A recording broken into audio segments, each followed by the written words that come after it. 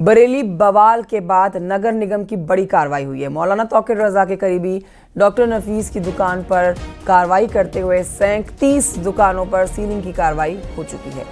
वक्फ की जमीन पर कब्जा करने का आरोप।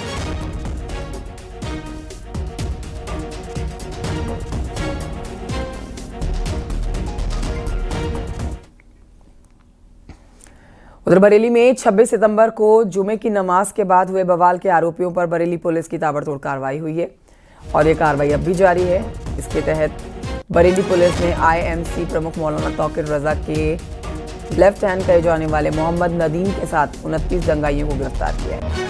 आरोप है कि मौलाना तौकीर रजा के कहने पर ही नदीम ने बरेली में दंगा भड़काने की कमान संभाली थी।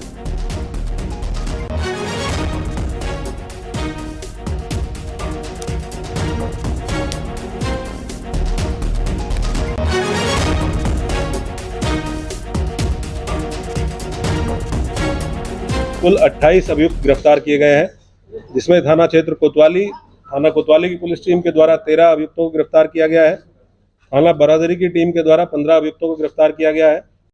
बरेली में जुमा की नमाज के बाद बिगड़े माहौल के बाद अब जिला प्रशासन ने अपनी कार्रवाई शुरू कर दी है। 10 मुकदमे दर्ज हुए हैं, जिसमें तौकीर रजा को 7 मुकदमे में वांछित किया गया है। जिला प्रशासन ने कड़ी कार्रवाई करते हुए जो मौलाना तौकीर रजा के करीबी हैं उनकी संपत्तियों को भी सील करना शुरू कर दिया है।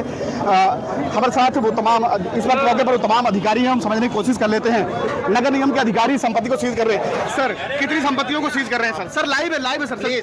सर, ये वो नगर निगम के अधिकारी हैं। सर, कितनी संपत्तियों को सील किया जा रहा है? सर, अभी वो बताएंगे, जब लिस्ट बनेगी उसका बताएंगे। तो ये वो अधिकारी हैं जो नगर निगम की संपत्तियों को सीज करने के लिए आए हुए हैं और जो बताया जा रहा है कि मौलाना तौकीर रजा के करीबी जो भी लोग हैं उनकी संपत्तियों की जांच पड़ताल की जा रही है। जितने भी करीबी हैं, करीब 80 के आसपास ऐसे लोग पाए गए हैं जो मौलाना तौकीर रजा के बेहद करीबी लोग हैं और उनकी संपत्तियों को चिन्हित किया जा रहा है। चिन्हित करने के बाद उन संपत्तियों को सीज करने की कार्यवाही की जा रही है। बरेली में जो बेहद ये पॉश इलाका थाना कोतवाली के पास का नावल्टी चौराहा बोला जाता है, यहाँ पर 37 दुकानों पर अभी तक बताया जा रहा है अवैध कब्जा करके यहाँ पर जो 30 साल से काबिज थे, जो वक्फ संपत्ति बताई जा रही है इस पर काबिज थे और फिलहाल अब नगर निगम के जो अधिकारी हैं और जो प्रशासनिक अधिकारी उन्होंने संपत्ति को सीज करने की कार्रवाई शुरू कर दी है।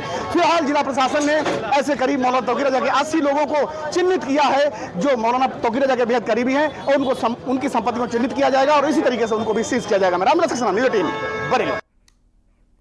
और इस खबर पर और जानकारी के साथ हमारे सहयोगी ऋषभ मणि मौजूद है। ऋषभ मणि, तौकीर रजा ने जो चिंगारी भड़काई थी वो उत्तर प्रदेश से निकल के उत्तराखंड भी पहुंची, कुछ और राज्यों में भी उसकी चिंगारी भड़कती हुई देखी गई, जहां पर आई लव मोहम्मद के पोस्टर्स लेकर लोग सड़कों पर उतरे और शांति भंग करने की कोशिश की गई। लेकिन अब इस पूरे घटनाक्रम में खासतौर पर अगर हम बरेली की बात करते हैं तो यहाँ पर ये जो एक शख्स का नाम सामने आ रहा है मोहम्मद नदीम, और इसके अलावा 29 दंगाइयों को जो गिरफ्तार किया गया, इस पर आप विस्तृत जानकारी दें। कौन है ये शख्स जो कि करीबी भी बताया जा रहा है तौकीर रजा का?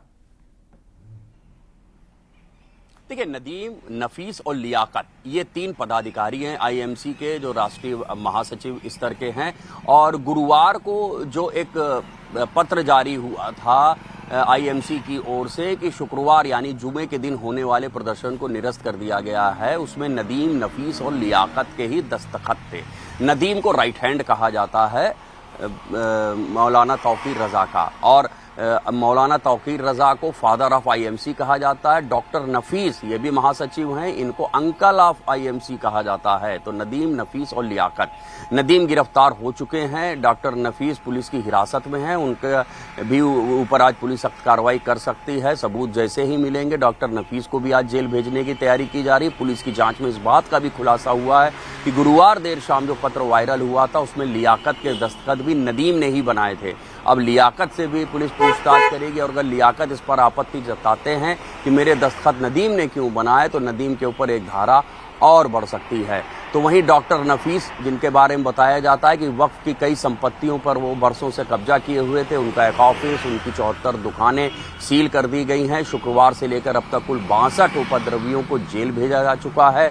CM योगी के बिल्कुल स्पष्ट निर्देश हैं, कहीं भी कोई आपत्तिजनक नारा नहीं लगना चाहिए, किसी को कुछ भी कहना है शांतिपूर्ण तरीके से, वो पुलिस को, प्रशासन को अपना ज्ञापन जरूर दे सकता है, लेकिन उत्तर प्रदेश में किसी को भी कानून हाथ में लेने की इजाजत कतई नहीं है। और बरेली पुलिस ने ये बात साबित भी कर दी है कि अगर कोई कानून हाथ में लेने की कोशिश करेगा तो उसके खिलाफ सख्त कार्रवाई की जाएगी। वो कार्रवाई अब भी जारी है और आज उम्मीद जताई जा रही है कि आज डॉक्टर नफीस के ऊपर भी सख्त कार्रवाई की जा सकती है। 10 मुकदमे दर्ज किए जा चुके हैं शुक्रवार को जो बवाल हुआ था उसमें, जिनमें से 7 में मौलाना तौकीर रजा को आरोपी बनाया गया है। फतेहगढ़ सेंट्रल जेल में इस वक्त मौलाना तौकीर रजा है, हाई सिक्योरिटी एनक्लोजर में उनको रखा गया है। जी ऋषभ मणि, बहुत शुक्रिया आपका विस्तृत जानकारी देने के लिए।